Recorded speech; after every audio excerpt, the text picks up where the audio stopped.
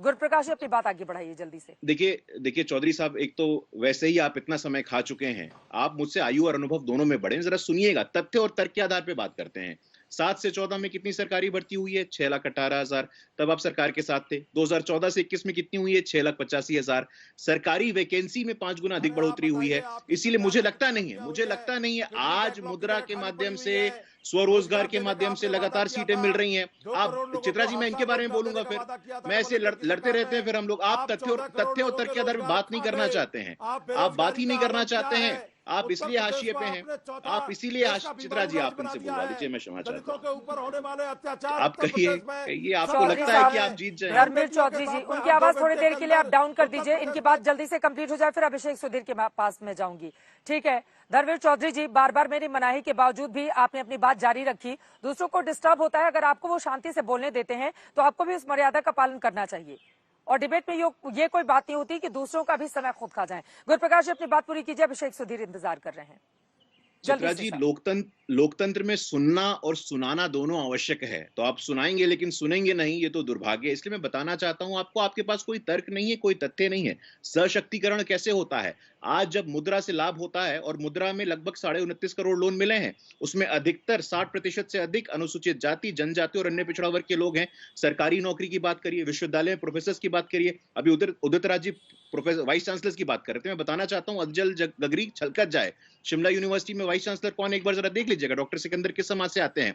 राज्यसभा में आरक्षण नहीं है, लेकिन राज्यसभा में बृजलाल जी हो, कांता करदम जी हो, नरेंद्र जाधव जी हो। हमारे यहाँ लोकसभा, राज्यसभा, विधानसभा, विधान परिषद, पार्टी के संगठन में आज एक अभूतपूर्व अद्वितीय दलित नेतृत्व हो रहा है। दलितों को सशक्त किया जा रहा है, पार्टी में अध्यक्ष बनाया जा रहा है, पार्टी में महामंत्री बनाया जा रहा है। एक दलित समाज का बेटा इस दुनिया की सबसे बड़ी पार्टी के इतिहास में सबसे युवा राष्ट्रीय प्रवक्ता बनता है। तो दलित समाज ये देखता है, आपकी खोखली बात कोई नहीं देखता है। आपके पास कोई तर्क नहीं है, कोई तथ्य नहीं। आपने दलितों को ठगने का काम किया है, आपने वंचितों को ठगने का काम किया है। आप मायावती जी, मैं आपके पास आऊंगी। अभिषेक सुधीर की एक बार जल्दी से बात हो जाए। अभिषेक सुधीर, वो आंकड़े गिना रहे हैं कि कितने लोगों को रोजगार दिया गया है यूपी में योगी सरकार आने के बाद।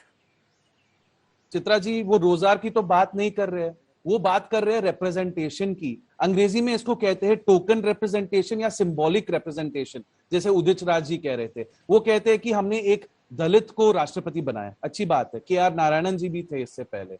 पर आप दलित यूथ को आप एम्पावर कर रहे हैं क्या? जब आप आरक्षण को खत्म करते हैं तो आरक्षण, जैसे उदित राज जी ने कहा था, ये हमारी रोटी रोजगार रोज है, इसको छीनिए मत। जब आप प्राइवेटाइज करते हैं, अब एलआईसी को बेचने की बात हो रही है, एलआईसी की आईपीओ हो रही है, अब एलआईसी को भी बेच देंगे। कल आप रेलवेज को प्राइवेटाइज करेंगे, आप आरक्षण को खत्म कर रहे हैं। आरएसएस जो है चित्रा जी, वो राष्ट्रीय सवर्णा संघ है। आरएसएस आरक्षण के खिलाफ है, पहले से खिलाफ है आरक्षण के खिलाफ। ये कह रहे कि आरक्षण तो है ना, आरक्षण है पर सब प्राइवेटाइज कर रहे हैं, और जैसे आप प्राइवेटाइज करेंगे ये आरक्षण को खत्म कर रहे हैं। तो यूपी की जनता ने ठाना है कि आरक्षण को बचाना है, और अगर आरक्षण को बचाना है तो भाजपा को हराना है, और अगर भाजपा को हराना है तो सपा सरकार, अखिलेश सरकार को ही लाना है। विरोधी दल बार बार, गुरुप्रकाश जी, इसी बात पर जोर दे रहे हैं कि आरक्षण को खत्म करने की कोशिश की जा रही है। वो सबसे ज्यादा फोकस इसी बात पर कर रहे हैं। आरक्षण को लेकर क्या है आप लोगों का आगे का एजेंडा? चित्रा जी, आरक्षण नहीं, बट उनको पता है चित्रा जी, उनको पता है कि आरक्षण खत्म हो रही है, बट वो मानेंगे नहीं। चित्रा जी, आरक्षण था, है और आगे भी रहेगा। प्रोन्नति में आरक्षण इन्होंने विरोध किया, किस मुंह से बात करते हैं मुझे समझ में नहीं आता है। एससी एसटी छात्रों को जो छात्रवृत्ति मिलती थी इन्होंने बंद किया, किस मुंह से बात करते हैं मुझे समझ में नहीं आता है। आरक्षण कहां मिला मैं बताऊं आपको चित्रा जी, राम जन्मभूमि तीर्थ क्षेत्र न्यास में एक सदस्य का पद आरक्षित है, वो मेरे दलित समाज का आरक्षित है। कामेश्वर चौपाल जी है, जब तक ये ट्रस्ट रहेगा तब तक ये लोग रहेंगे। अयोध्या में जमीन आपको मंदिरों से दिक्कत है, पता है, आपको मंदिरों से दिक्कत है, पता है। आप आजम खान की पार्टी, आपको मंदिरों से दिक्कत है, पता है। आपको मंदिरों से दिक्कत है। अभिषेक सुधीर जी, आप बीच में बोल करके क्या सिद्ध करना चाहते हैं? आप करिए इस समाजवादी पार्टी के संस्कारों का परिचय क्यों दे रहे हो आप स्टूडियो में? गुंडागर्दी चाहते हो क्या? आप गुंडागर्दी करना चाहते हो क्या? थोड़ा पढ़ो तो लिखो।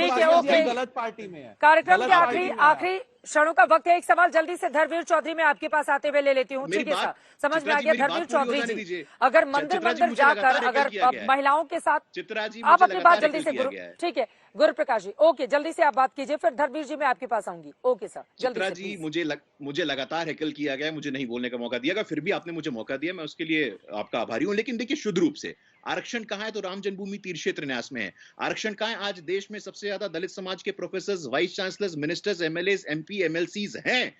महिलाओं की बात करते हैं, लेकिन कोई भी ये सिर्फ दलितों को बरगलाने का काम करते हैं, बाबा साहेब अंबेडकर को अपमानित करने का काम करते हैं।